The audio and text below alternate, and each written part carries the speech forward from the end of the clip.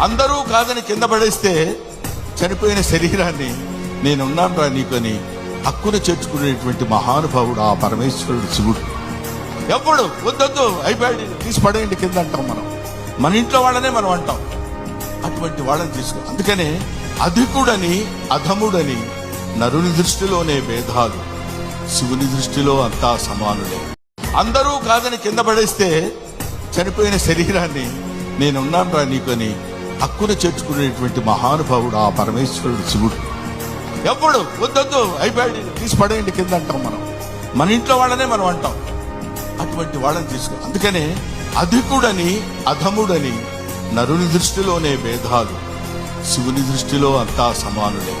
అందరూ కాదని కింద పడేస్తే చనిపోయిన శరీరాన్ని నేనున్నాను రా నీకని హక్కును చేర్చుకునేటువంటి మహానుభావుడు ఆ పరమేశ్వరుడు శివుడు.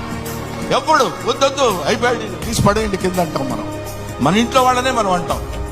అటువంటి వాళ్ళని తీసుకో. అందుకనే అధికుడని అధముడని నరుని దృష్టిలోనే భేదాలు, శివుని దృష్టిలో అంతా సమానులే. అందరూ కాదని కింద పడేస్తే చనిపోయిన శరీరాన్ని నేనున్నాను రా నీకని హక్కును చేర్చుకునేటువంటి మహానుభావుడు ఆ పరమేశ్వరుడు శివుడు. ఎప్పుడు వద్దొద్దు అయిపోయాడు తీసి పడేయండి కింద అంటాం మనం. మన ఇంట్లో వాళ్ళనే మనం అంటాం. అటువంటి వాళ్ళని తీసుకో. అందుకనే అధికుడని అధముడని నరుని దృష్టిలోనే భేదాలు, శివుని దృష్టిలో అంతా సమానులే.